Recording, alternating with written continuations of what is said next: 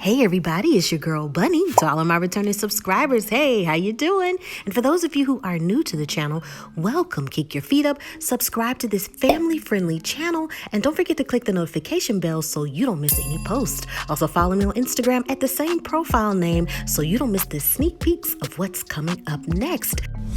In this video, it's The Handmaid's Tale, Season 4, Episode 4, entitled Milk. I give a recap of the entire episode with photos offset to the side, and then I give my review at the end. No need to dig around. I have all of the minute marks in the comments. It's all coming up next. We pick up right where the last episode left off. We have June and Janine trying to get over the shock of what just happened and to keep going. June tries to calm her down by saying we must keep going and head west, following the train tracks. We've got to keep going and find Mayday. Later on that evening, June overhears a Gilead soldier specifying how this particular train has to hurry and get to Chicago. Janine is resistant because that's front lines of where a war is. Plus, the train is full of soldiers. June sees that a cart topper is open and dives in and notices that it's full of milk. Janine follows. The top is still open and they're worried that they might get spotted. So they take a deep breath and go under. Then a soldier closes it. Now they need to look for something stable to ride in or they will rock back and forth, gasping for air. June finds a drain to release the milk and it helps them remain stable. Rita makes homemade bread for Maria as they have a meal. She shares the unfortunate news that there's no record of her sister or her nephew in any of the camp refugee databases. There's information from the court that Serena wants to meet Rita. Rita is unsure to meet with her. Maria says that this will give good closure, and I know a lot of people who would love this, but it's your decision. Get your closure or just let her rot in jail. Rita goes to see Serena, and she shares her news that she's pregnant. Rita doesn't understand how when she was under the impression that Fred couldn't have children. Serena gives the credit of Fred's ability due to Gilead's clean water and fresh air. Serena also has made the decision not to tell Fred and that their separation was needed. It's a boy, and she figures she won't need Fred because all she needs is Rita's help for her to take care of the baby.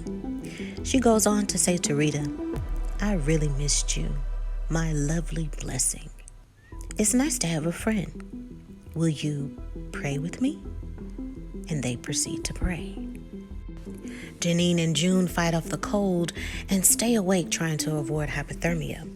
Janine vents how June is just running without a plan. Maybe God wanted Anna and Brittany because they're nice, but June says that's not the way God works. "June, when we were at the farm, I remember Alma saying, 'We're waiting for June, wait for June.' They all loved you. Did you tell the eyes where to find us? Because we didn't tell anyone else where we were. That's what you said. Did you tell them where we were going?" June admits that she did tell them the information because they had her daughter and they threatened to hurt her, and that you guys would have done the same thing. Janine says that you don't know what I would have done. June argues that she would have done something stupid and then she would have had to save her again. Stupid and dangerous. But Janine says, "You're telling me? But what we're doing is stupid and dangerous. We're heading to the front lines of war in a refrigerator." "I wouldn't have told them where they were. That's why they're dead. Because you told them."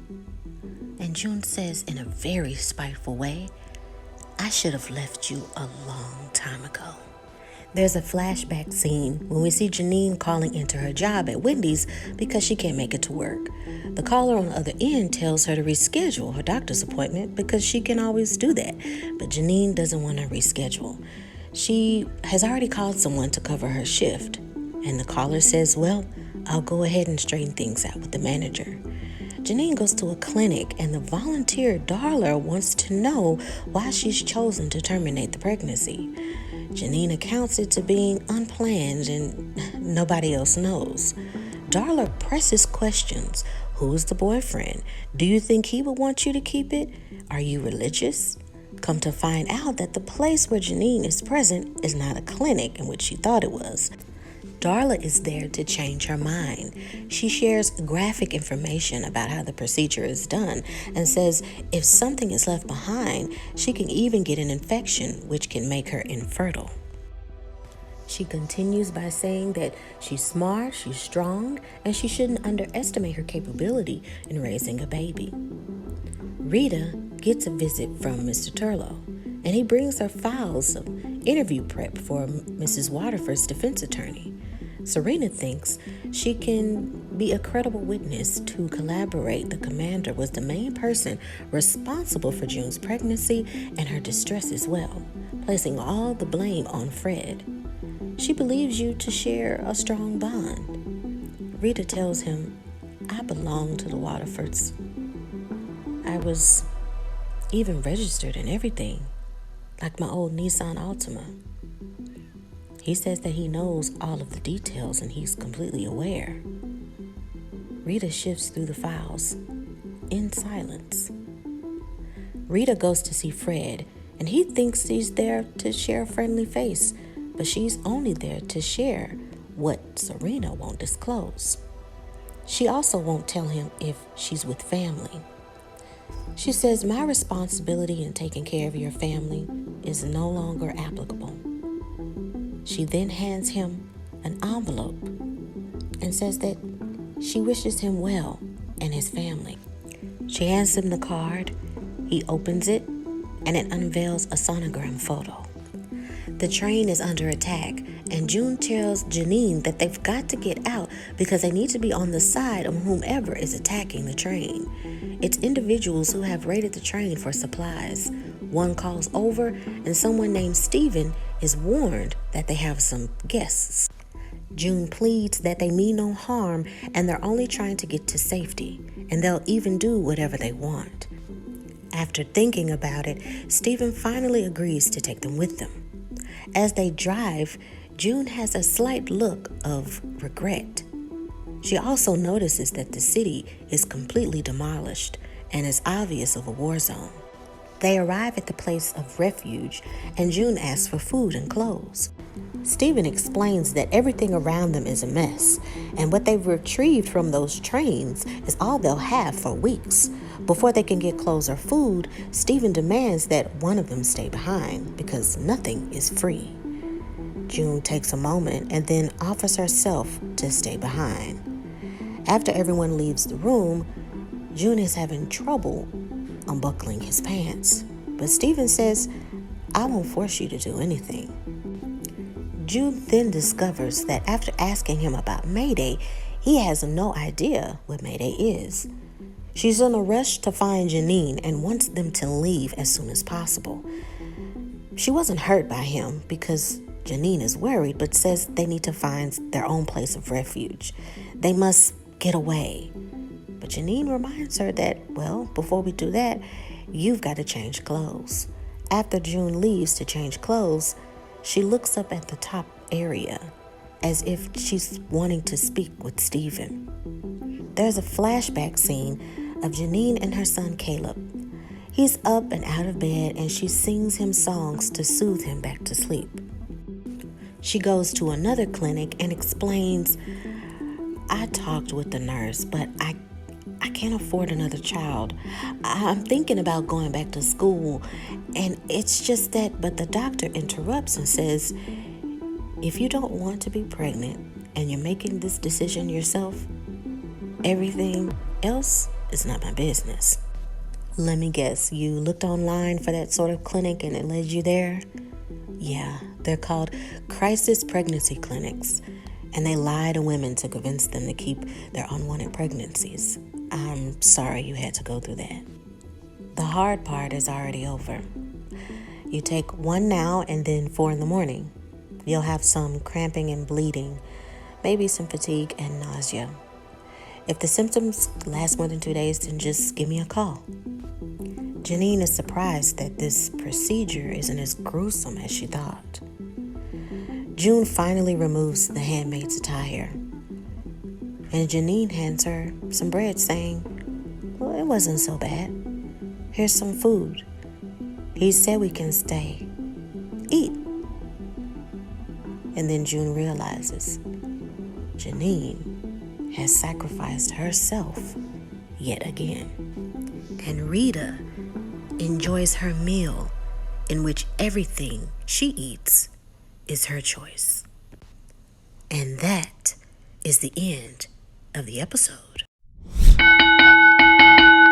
Okay, you guys, now it's time for your favorite part of the video, and that is my review. So this is the piece that I've been talking about since the last part of last season, that I've really been wanting to see the other side of war and what's been going on. And we're getting a taste of that with this episode. June's face when they were in that truck and looking at the devastation and the hardships and the bullet holes in the walls and the busted windows and people ravishing for food was a very, very, very hard reality check. And this is not a game. This is not something to just run around and think you can just do as if you're bulletproof or if you can't be hurt. The fact that June has gone this long without having a finger removed or eye removed, what some people would call character protection, but what it's showing is that her ideals in using other people, not realizing how much she's putting other people in harm's way, really starting to hit home when she's seeing the desperation everywhere else, and that everybody's life is precious. It was very, very needed to go back and to see how Janine's life was before. The comments that June made about, oh, you'll just do something stupid or you'll do something dangerous and I have to save you once again, shows the selfishness of it all and not considering other people's feelings. Now, I know that there's a desperation to get out and it's just she's thinking about her daughter and all this other stuff. I get it. But when Janine says, you don't know what I would have done. You don't know what decisions I would make. You know, you claim to be the smart person. We don't even have a plan and we're going to a war zone. Like, I at least have enough sense to know that that's stupid, you know, and that's dangerous. Showing that, hey, don't underestimate who I am and my capabilities. And seeing her with her son, with work and all of this other stuff, and still being able to console her child and be gentle and sing him back to sleep is additional pieces of her that we need to see. It's obvious that trauma and things that people see affect people's brains, and that trauma differently. Her behavior, different twitches as she talks, and her body is clearly not the way that she behaved before. It was obvious that she thought about going back to school and developing her life into something more. So we saw that June's comments were very selfish and underestimating her ability to think for herself, and that maybe her trauma and what she's dealt with is not at that capacity as June's. Would June still feel that way if her eye was removed, or if other body parts were removed? Would she still behave the same way? When June said that, oh, you would have done the same thing, and she was telling her that, hey, I wouldn't have told them where you were. I wouldn't have said anything. June forgetting that she's just as much as a mother as she is, that she understands sacrifices just like anybody else would. And how dare you think for somebody else, and then wrapping it up with that ending and her saying, hey, well, it wasn't so bad, you know, like, hey, I got us food. She's sacrificing herself once again, thinking about, well, we gotta eat. I don't want to do this, but we're in this situation and I'm in this situation with you. And not only are we staying here, now you're saying that we got to leave. So it's just like constantly thinking about what she wants to do and how she wants to move and where she wants to go.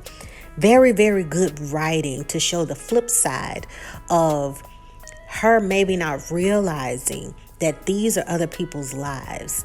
And she thought about her daughter, but at the same time, those other lives, she wasn't thinking about how it would affect other people.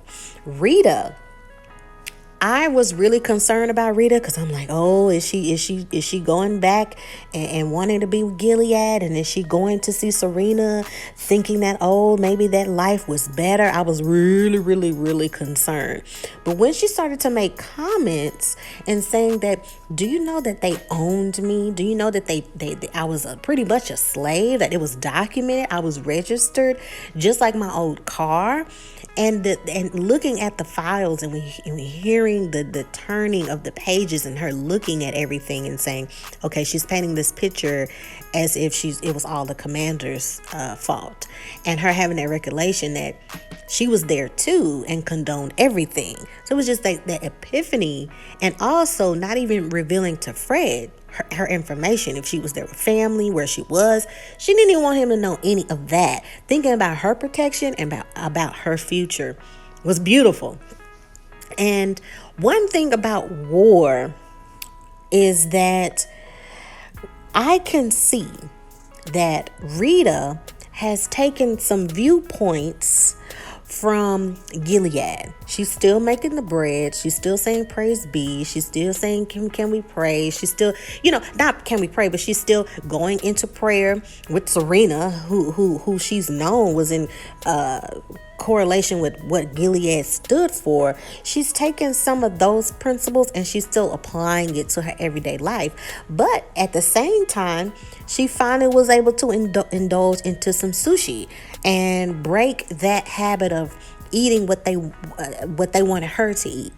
So my point is that there are disagreements, right, that one may have with the other side, which can all be, if you think about it, like, wow, are these issues that can be talked about, in which we can reach some sort of compromise so we all can live together in harmony, pretty much. Showing the both sides of the termination, right, when it came to the pregnancy situation, and how one side felt about it because of religious standpoint, and how somebody else might feel, and saying, well, this is something I don't want to go through. So it's this look of, okay, if Gilead believes, oh, okay, let's just eat fresh foods and no this, no that, no this, no that. And we saw that with the child, right? Asher in a couple of episodes ago, and that he didn't want pizza and chicken fingers and all that because he had been accustomed to that, right? But what's wrong with eating healthy? We all could agree that eating healthy is the best thing in life. But if you look at it all in its totality, there has to be balance. There has to be balance in, what's wrong with having, I'm just painting a picture. I'm not saying, I agree with anything with Gilead, but I'm trying to get you to understand that when you narrow down things when it comes to war with this plot and this series, is that they're showing that it's a difference of things being forced upon, and there are things that people are realizing that there's choices and freedoms, and people that are coming from Gilead are seeing the freedoms that they didn't have, and they might have disagreed with a few things from Gilead, but they're saying, well, I kind of agree with that. They didn't have to force me to do it. You get what I'm saying? It's just like they didn't have to force people to do that, and then they created this war because they have a difference of viewpoints. And it wasn't needed. It's something that wasn't needed. This forceful view of what Serena and Fred brainstormed will be good for everybody. And now it's this war. Now it's this terrible chain of events that's going on. So I just want to tell me your thoughts about that. If June had experienced a lot of the things that other people experienced, would she be so bold in doing certain things, escaping and all of this other stuff, and putting other people's lives at risk? Here it is, this opportunity of them get to away to look for Mayday and all this other stuff, but she's so prone to Chicago. It's like she's trying to be this hero. It's like you're not thinking about those around you, and it's really getting a lot of viewers kind of upset with June. But that's what a lot of people in certain series, you have your favorites and the ones that you do and don't like. It kind of reminds me of Game of Thrones a little bit. You have certain characters that you cannot stand, and then by the time we get to the end of the season, they've had a totally different flipping view on life because things have happened to them for them to realize that, wow, I can't believe I behaved this way. I love Game of Thrones. But anywho, let me know what you thought about this episode. I thought it was very interesting to see this different viewpoint and to see how the state of the Chicago area and that Gilead is weak in certain areas when it comes to resources. They're transporting milk, they're transporting all of these supplies, but yet they were under attack and it was able to throw off their train. And it's also showing the cutoffs of supply and demand. That something that's crippling other areas with food, with transportation. We're also talking about borders now. In the last episode, we were hearing about rumors of Texas opening borders and things like that. So I hope with each episode that we get to go more and more of a bird's eye view of the map and what's going on with war. We have an idea with Canada. We know that it's a safe haven for people that are coming out of the situation, but we really haven't seen anything containing to a battle, really seeing it hands-on from opposite end and people trying to get supplies like we did with this one. So I'm guessing that we're going to see more of that for this season, more of people who are stuck in the middle of not belonging anywhere and what they can do to be free and to find some type of safety. So I really, really love this episode. It wasn't boring in any way because we're shifting from viewpoints. We're shifting from the view of Gilead. We're shifting from the view of certain things going on in Canada and people changing their lives and trying to seek refuge, etc. And now we're seeing Chicago and we're seeing all of these other areas. So I love it. Let me know what you think. Leave your comments below. Please be friendly in the comments. And remember, it's okay to agree, to disagree. Like this video, share. Everything about this channel because it's family friendly, and don't forget to follow me on Instagram so you don't miss the sneak peeks of what's coming up next. Until next time, take care of yourself and each other. Bye.